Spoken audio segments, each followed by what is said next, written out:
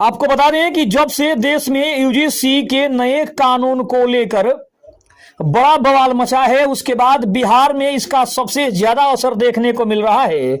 आपको बता दें कि यूजीसी के नए रूल के अनुसार क्या सामान्य वर्ग के साथ हो रहा है सबसे बड़ा अन्याय। आखिर चिराग पासवान की इसमें क्या राय है और आखिर यूजीसी के वो 3 कौन से बड़े नियम है जो सबसे गलत साबित हो रहे हैं और उस नियम को आखिर उन गलतियों को कैसे सुधारा जा सकता है जिससे देश भर में बवाल मचा हुआ है। नमस्कार, मैं हूं संजीव और आप देख रहे हैं आप तक न्यूज। और अगर आप हमारे चैनल पर नए हैं तो चैनल को जरूर सब्सक्राइब कर लें। आपको बता दें कि जातीय भेदभाव को लेकर यूजीसी के बनाए नियमों का चारों ओर जो है वो विरोध हो रहा है, जिसके बाद यह समझना जरूरी हो गया है कि आखिर यूजीसी ने ऐसे कौन से नियम बनाए हैं जिसको लेकर इतना अधिक हंगामा हो रहा है। तो हम जानते हैं कि यूजीसी ने नए नियम बनाने में कौन सी वो गलतियां की है जिसका स्वर्ण समाज के युवा सबसे ज्यादा विरोध कर रहे हैं और आखिर इस पर केंद्रीय मंत्री चिराग पासवान की अपनी क्या राय है। लेकिन सबसे पहले जानते हैं यूनिवर्सिटी ग्रांट कमीशन यानी यूजीसी ने हाल ही में promotion of equity higher education institutions regulation 2026 के नाम से नए नियम लागू किए हैं। इन नियमों का मकसद है कि यूनिवर्सिटी और कॉलेजों में जातिगत भेदभाव रोका जाए, लेकिन इन नियमों को लेकर अब पूरे देश में हंगामा मचा हुआ है। स्वर्ण वर्ग के जो छात्र हैं वो प्रदर्शन कर रहे हैं, सोशल मीडिया पर इसको लेकर बहस छिड़ गई है। तो वहीं दूसरी तरफ सुप्रीम कोर्ट में भी याचिका दाखिल हो चुकी है। लोग कह रहे हैं कि यह नियम स्वर्णों के खिलाफ है और भेदभाव रोकने के नाम पर नया भेदभाव पैदा कर रहे हैं। लेकिन यूजीसी ने यह नियम बनाते हुए कौन सी 3 बड़ी गलतियां की है जिससे इतना बवाल मचा हुआ है। अगर हम सबसे पहली गलती की बात करें तो गलती नंबर 1 है व्यापक हो गई जातीय भेदभाव की परिभाषा। जातीय भेदभाव की परिभाषा इतनी व्यापक कर दी गई है कि दुरुपयोग आसान हो गया है। नए नियमों में जातिगत भेदभाव की परिभाषा का दायरा काफी बढ़ा दिया गया है।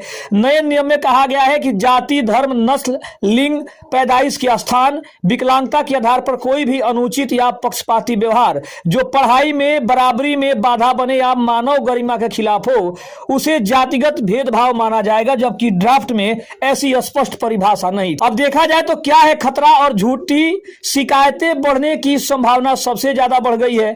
अब यह परिभाषा इतनी व्यापक है कि कोई भी छोटी मोटी बात या बहस को भेदभाव का नाम देना आसान हो गया है। यूजीसी के नए नियमों का विरोध करने वालों का कहना है कि इससे झूठी शिकायतों का खतरा बढ़ जाएगा।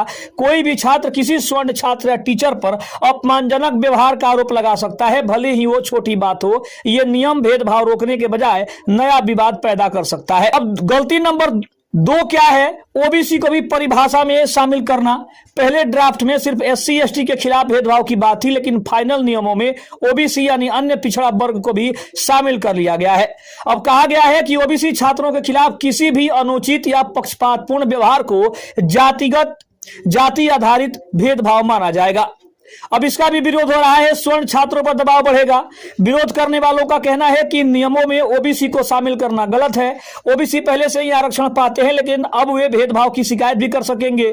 इससे स्वर्ण छात्रों पर और ज्यादा दबाव बढ़ सकता है। लोग पूछ रहे हैं कि अगर ओबीसी को भेदभाव माना जा रहा है तो स्वर्णों के खिलाफ भेदभाव की शिकायत का क्या होगा? नियम एक तरफा लग रहे हैं। अब अगर बात करें तो गलती नंबर 3 वो कौन सी गलती है? झूठी शिकायत करने पर सजा का प्रावधान हटा दिया गया। ड्राफ्ट में एक बहुत महत्वपूर्ण प्रावधान यह था कि अगर कोई छात्र जानबूझकर या दुर्भावना से झूठी शिकायतें करे तो उसे आर्थिक दंड या कॉलेज से सस्पेंड किया जा सकता है। यह प्रावधान झूठी शिकायतों को रोकने के लिए था, लेकिन फाइनल नियमों से यह प्रावधान पूरी तरीके से हटा दिया गया है। अब झूठी शिकायत करने पर कोई सजा नहीं मिलेगी। अब इस पर आरोप क्या है? झूठी शिकायतों की जो संख्या है वो बढ़ सकती है। विरोध करने वाले कहते हैं कि इससे छात्रों को फंसाने के लिए झूठी शिकायतें बढ़ सकती है।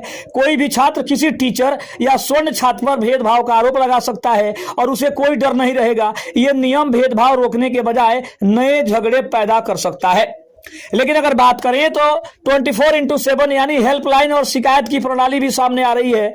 यूजीसी के नए नियम के अनुसार हर कॉलेज में 24x7 यानी 24 घंटे हेल्पलाइन और इक्वल अपॉर्चुनिटी सेंटर होना जरूरी है। छात्र वहां जाकर भेदभाव की शिकायत कर सकते हैं, लेकिन नियम में झूठी या बेबुनियाद शिकायत पर कोई सजा या रोक नहीं है। इसलिए बिना सबूत के भी कोई भी छात्र को फंसाकर उसका कैरियर हमेशा के लिए बर्बाद कर सकता है।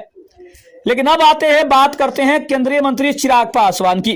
आखिर चिराग पासवान ने इस पर अपनी क्या राय रखी है, यह भी जानना जरूरी है। अगर बात करें तो चिराग पासवान ने अपनी राय स्पष्ट की है। उन्होंने संतुलित रुख अपनाते हुए संविधान और सामाजिक न्याय को सर्वोपरि रखा है। चिराग पासवान के रुख के कुछ मुख्य बिंदु निम्नलिखित में हैं। चिराग पासवान ने स्पष्ट रूप से कहा है कि देश संविधान से चलेगा, न कि जाति या धर्म से। उन्होंने इस नए नियमों का समर्थन करते हुए तर्क दिया है कि किसी भी कानून का थोड़ा बहुत दुरुपयोग होने की आशंका हमेशा रहती है, लेकिन इसके डर से भेदभाव मिटाने वाले महत्वपूर्ण कानूनों को रोका नहीं जा सकता है। दूसरी सबसे महत्वपूर्ण बात यह है कि सामाजिक न्याय और दलित ओबीसी के हित में है। चूंकि ये नए नियम एससी, एसटी और अब ओबीसी छात्रों को भी भेदभाव के खिलाफ कानूनी सुरक्षा प्रदान करते हैं, चिराग पासवान ने इसका स्वागत किया है। उन्होंने हमेशा से दलितों और पिछड़ों के अधिकारों की वकालत की है, इसलिए वह उन प्रावधानों के पक्ष में है जो शैक्षणिक संस्थानों में समानता। अब तीसरी सबसे बड़ी बात क्या है कि सरकार का बचाव और विपक्ष पर भी पलटवार हो रहा है।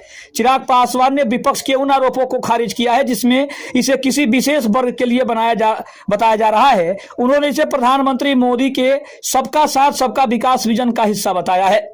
अब अगर बात करें तो विवाद की मुख्य वजह क्या हो सकती है, अगर आप सोच रहे हैं कि आखिर हंगामा किस बात पर है, तो सबसे बड़ा हंगामा है दुरुपयोग के डर पर।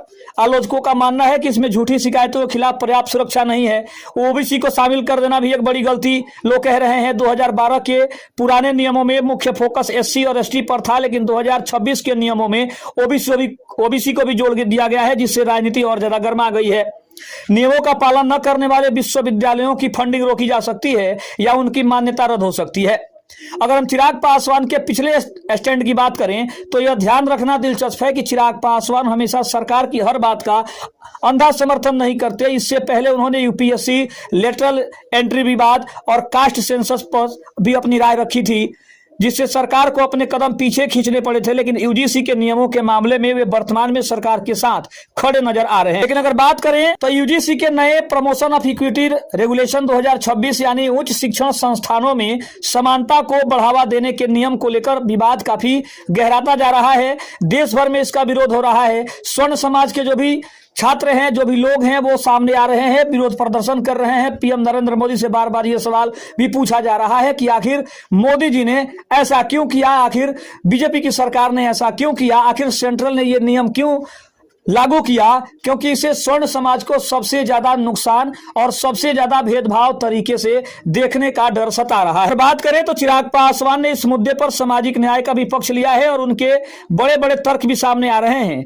चिराग पासवान ने साफ तौर पर इस बात से अपना पल्ला झाड़ा है और कहा है कि देश संविधान से चलता है, जाति और धर्म से नहीं चलता है। लेकिन लोग ये पूछने पर मजबूर है कि आखिर स्वर्णों के साथ ऐसा क्यों हो रहा है, और इसका जो है मुख्य विरोध का भी सबसे बड़ा कारण यही है कि आखिर इसमें स्वर्णों को ही क्यों टारगेट किया जा रहा है। खबर आपको कैसी लगी कमेंट में जरूर बताइएगा। और आपको क्या लगता है कि यूजीसी के नए नियम क्या स्वर्णों के सच में खिलाफ जा रहे हैं, क्या स्वर्णों के साथ सचमुच में भेदभाव हो रहा है, कमेंट बॉक्स में जरूर बताइएगा। और चिराग पासवान की इसमें जो राय है, क्या उससे आप सहमत हैं, ये आप जरूर लिखिएगा। तब तक के लिए धन्यवाद। जय हिंद, जय भारत।